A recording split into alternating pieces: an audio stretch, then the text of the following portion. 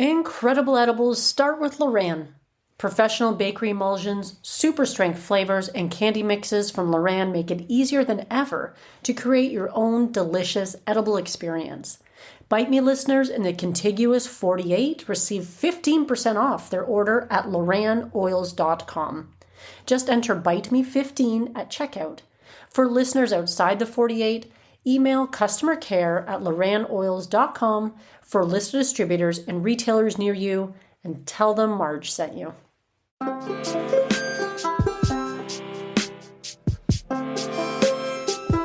In this week's episode, Bite Me is headed home, and I share a few of my reflections on my time in Germany and what I'm looking forward to when I return back to Canada.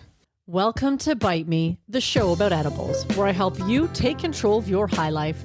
I'm your host and certified Gangier Marge, and I love helping cooks make safe and effective edibles at home. I'm so glad you're here, and thank you for joining me today. Greetings, friends. I'm glad you're here. Thank you for joining me today. Thank you for tuning in. And if this is the first time that you are tuning in, I'm glad that you found me. You're finding me at the tail end of several weeks in Germany. And I'll be heading home soon. And that's what we're talking about today. And if you've been listening for a while, then you know what's been going on. And my heartfelt appreciation goes out to you, because if it wasn't for you folks listening, I wouldn't be doing this. It's not easy to create a show from scratch and to get people to actually listen. So it's really incredible that you're here. And I am eternally grateful for the fact that I get to do this. How amazing is that?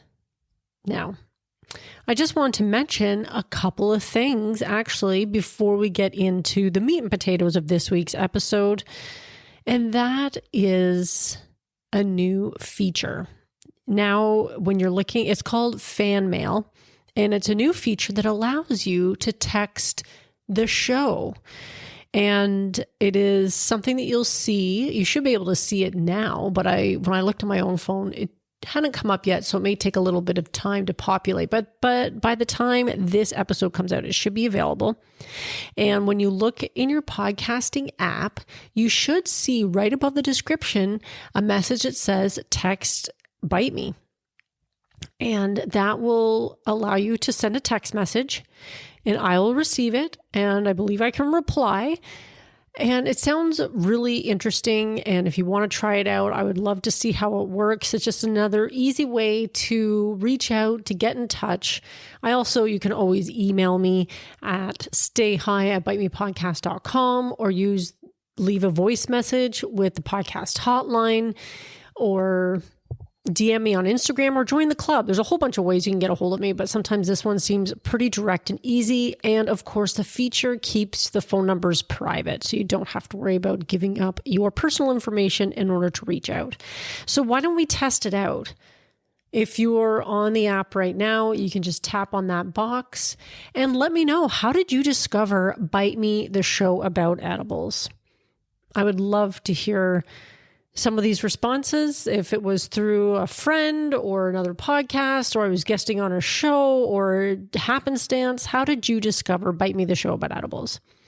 Let me know, because I would love to hear it. I think it'd be really cool. And if I get any responses, I will share them on the show. Let's get into the episode. Now, this is sort of a bittersweet episode for me, because it marks essentially the end of my stay here in Germany. And I also just had the opportunity to spend some time in Ireland last week, and I was able to meet some people from the cannabis community there, and that was super cool. I stayed with some friends it was a whirlwind visit. I was only there for 2.5 days, and Ireland is a small country compared to Canada, but there is still way too much to see in only 2.5 days. But boy, did my friends really try to pack it in. They really did try to show me as much as we could possibly see over those 2.5 days. And wow, it was incredible. The whole adventure was incredible. And meeting some of these people from the cannabis community as well was really heartwarming, because you see some of these names sometimes on a screen, and to see these people in person, to talk to them, was really fun. And I was gifted some edibles and some sweet treats. And for those, I really appreciated both of those things. I have to admit that most of the sweet treats that I was gifted. I don't think they made it past the airport. They were pretty good, and they were not infused, but a nice example of some Northern Ireland baked goods, and they were delicious. And I think that's pretty much what I had for dinner when I was at the airport that night, but no regrets. Excellent. And of course, I was also gifted some brownies and cookies that were sealed, homemade ones, and they were so good, way stronger than I needed. So I have been able to make them last because I have to quarter them essentially, because otherwise they would knock me on my ass. But it was really nice to receive those. So as it turns out, I have a selection of edibles right now that I wasn't really expecting to have at this point. I mean, I made some of those I made the boxed mix of brownies, which turned out pretty good. I mean, they're not the best brownies I've ever tried, basically because they came from a boxed mix, but they're adequate and they do the job. And then I got these edibles in Ireland, the cookies and the brownies, which were a far better edible than what I made with the box mix, but they were made from scratch and delicious, just very strong. And so I had those. And then I was also able to trade some of the brownies for some banana bread here back in Berlin as well. I love bartering with edibles. That's one of my favorite ways to make use of edibles when you have extra, is to be able to make some trades. And I do have to admit that I got the better end of the deal because I was trading boxed mixed brownies for made from scratch banana bread. And if you are inferring, did I fly home with some edibles in my luggage from Ireland? Yes, I did. They were unmarked, sealed in their own package. So I figured, what the hell? If I have to throw them out because it's a food item of some kind, then I do. But there's no way to know that they were edibles. And I felt pretty safe doing it. Would I fly with any cannabis, even though I've had people tell me, they don't care? Absolutely not. I feel like that would be too risky for me, and I would never be able to make it through customs without sweating my ass off, and traveling can be stressful enough as it is sometimes. So that's not something that I would do. But I've had some few people tell me that, they don't really care about a little bit of weed or whatever, and that might be, but I'm never going to find out. Now, I have to admit that this time here in Berlin and in Germany has really made me grateful for the cannabis scene back home. Back home, I just got my medical card, which I haven't actually ordered from any of the dispensaries yet because I got the card literally days before I was going to leave for Berlin. And it was like, well, obviously, what's the point? Because I'm going to order it. It's going to be sitting here. So I'll be doing my first order when I go home, which I'm looking forward to. And one of the advantages of having a medical card is that you can access cannabis that's not usually, or sometimes not otherwise available in your province. So a licensed producer may be selling to certain provinces, but with some of the dispensaries that you have access to with your medical card, I can get stuff that wouldn't normally be available in Ontario. And I find that interesting because my friend in Saskatchewan, who has been on this show many times, Temple Grower, I'll link to some of those episodes in the show notes because we've done some great episodes together, and he's extremely knowledgeable. He and I can buy the same stuff and compare notes, which is kind of cool, something that we've been talking about doing for quite some time. And because a lot of the times what I can get in Ontario is very different than what he can get in Saskatchewan, but we both happen to be members of the same medical dispensary. So that will be fun to do when I get home. And it also makes me really fortunate for the access that I have back home. That's something that, obviously it just became legal in Germany when I got here, which is unprecedented. And what an incredible time to be in Berlin. I mean, I was here at the birth of legalization, and it's undoubtedly going to create ripples throughout Europe, hopefully. And it's going to incite some positive change when it comes to legalization in other places throughout Europe. The wind of change is blowing through. But it doesn't mean that the access was any easier, especially someone like myself. Yeah, if it hadn't been for the fact that I got to know some people here and make some connections, it would have been probably pretty tricky to get some cannabis. Maybe not as tricky as I think, but there are certain risks I'm maybe not willing to take. You can't just come here and just go out and buy some weed. It just doesn't work like that. But it just legalized. So there will be better access. It's coming. What will legalization look like in Germany in 5 years? It's going to look very, very different than it does now, just like it looks different in Canada now that we're 5 years in. Is the Canadian system perfect? Absolutely not. But am I grateful for the fact that I can go home and walk into a store, or I can find an online dispensary, or I can honestly, you can access the legal market and the legacy market. There's weed everywhere, essentially. And of course, you can grow and you can DIY your edibles. So the options are almost endless, it feels like. And I am very grateful for that ease of access. Now, if Canada could just get on board probably a little bit better with some of the public consumption lounges and stuff like that, that would probably be a real game changer as far as tourism goes, because people who go to other places like to check out the weed in other places, and having a place to consume it, not just buy it, would be wonderful. So that's maybe one of the areas that Canada could really improve on and probably should be looking at now that we're 5 years in, but I digress. I'm grateful that have the access that I do back home, but just know for those who are in a place where it's not legal, or it's just at the outset of legalization, it's going to change. And with the news as well that the DEA is going to deschedule cannabis, things are happening, folks. Things are happening. And hopefully this is just the beginning of some exciting changes in the world as far as cannabis goes, and access and legalization and all those good things.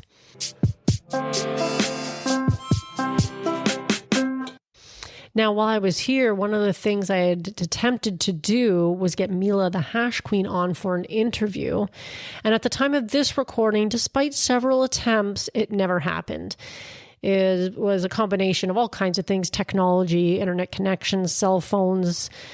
That's sometimes what happens as a podcaster when you're booking interviews, that things just don't line up perfectly the way you hope to. Sometimes, I shouldn't say sometimes. I've done 50 odd interviews, I think, now for this show. And if you think that they've all gone perfectly smoothly, or that people haven't forgotten, or we've missed thing or whatever, no, of course not. And it's just the way it goes. So I was a little disappointed, but one of the reasons I wanted to have her on, besides the fact that she's a fearless icon with an incredible life story, is that she's coming to Toronto. There's going to be a Frenchy Lost Art Workshop in Toronto later this month. I'll link to it in the show notes. And if you're at all curious about what it is, it's Frenchy Cannoli's The Lost Art Workshop with Madame Cannoli and Belle and special guest Mila the Hash Queen. The famed Hashishan Frenchy Cannoli spent 18 years traveling to producing countries where he experienced traditional processing methodologies in Nepal, India, Pakistan, Morocco, and other countries where the knowledge was passed down from generation to generation. We're talking about hash making here. When Frenchy came to the US in the 2000s, he encountered a generation of young people who'd been cut off from these traditions. Frenchy continued the legacy of passing on the knowledge of how to work with the plant to harvest the trichome heads through his work with his apprentice Belle. Belle lived and worked with Frenchy and Madame Cannoli for over 7 years and became a master in the art in her own right, combining traditional knowledge with modern technology. We look forward to sharing our experiences with you during this full day workshop. And this workshop is from 8:30 in the morning until it looks like 6 o'clock at night. So this is a full day workshop, which will show you everything you could possibly want to know about traditional hash making, with folks who have been around this process for a very long time and are masters at the craft. Madame Cannoli, of course, as I mentioned, will be attending. She's also been a guest on the show in the past. One of my favorite interviews, and she has wonderful insights into the art of tasting. And that episode is worth a listen, whether you are enjoying beautiful cannabis, hashish, whether you're tasting chocolate, cheeses. The art of tasting is something that applies to so many different things that we enjoy in life.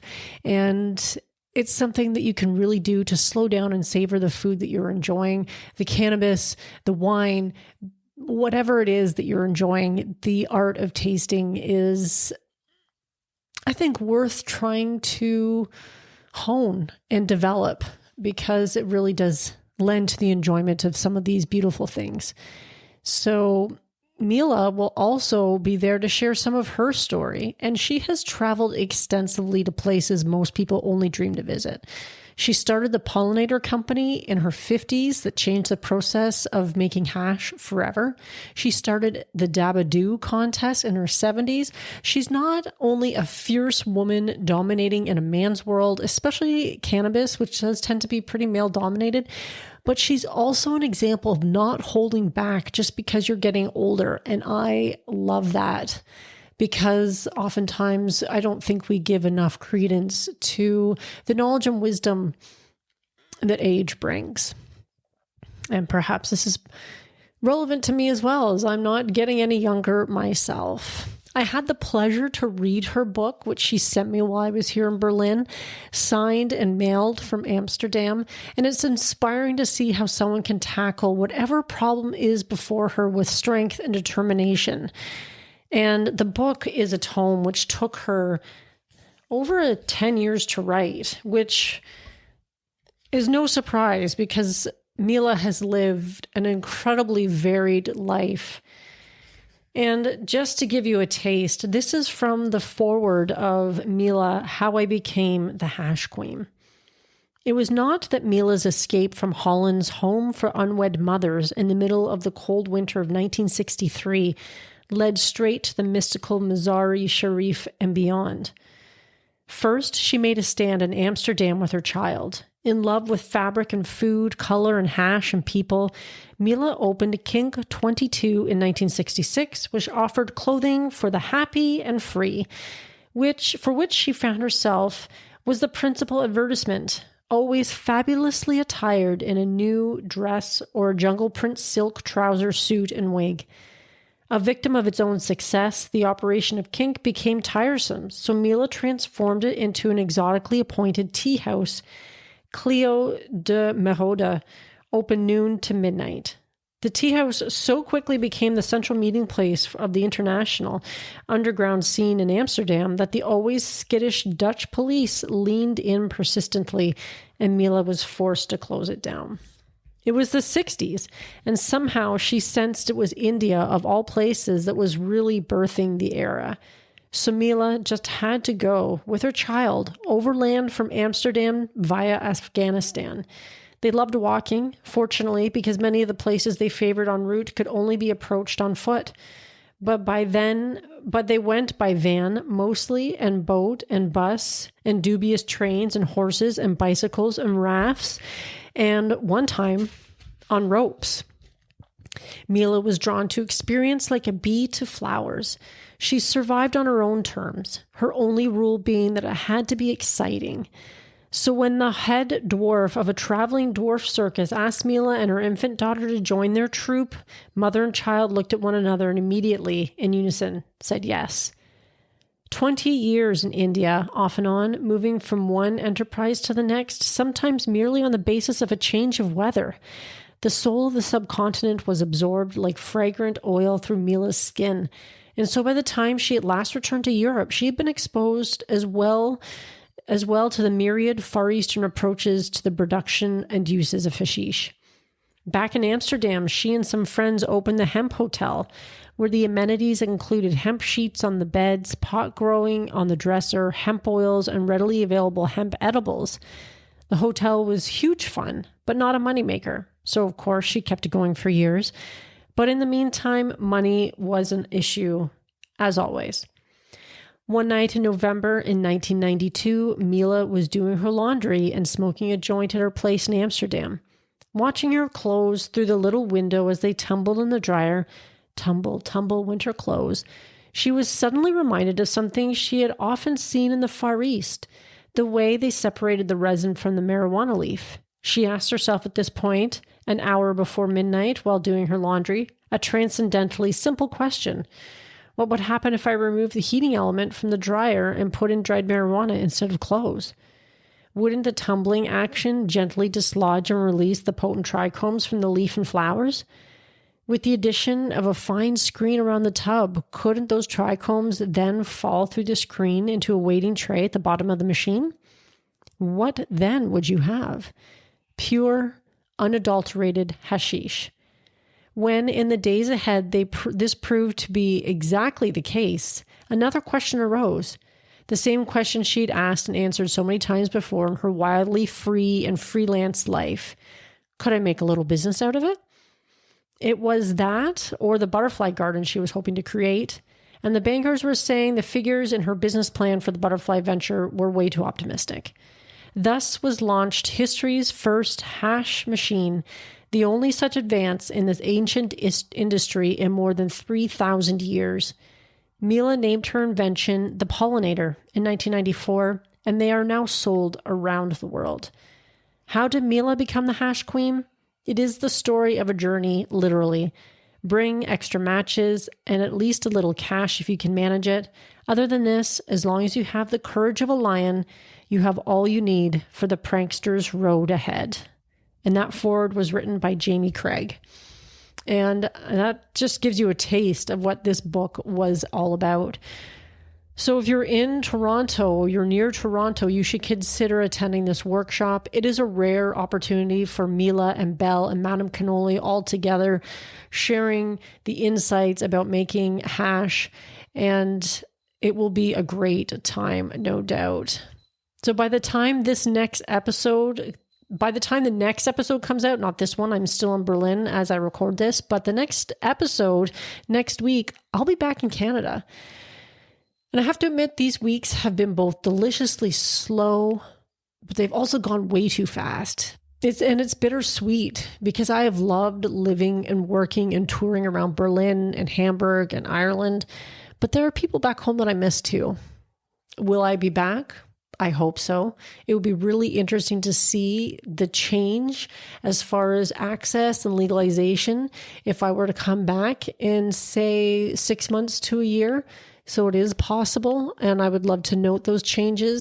I am looking forward to being back in Canada, but I am really going to miss you, Germany. If you enjoyed this episode, please consider sharing it with someone else you think might enjoy it. And of course, if you want to reach out to me, we talked about that at the top of the show. Maybe try the new texting feature and see how you like it.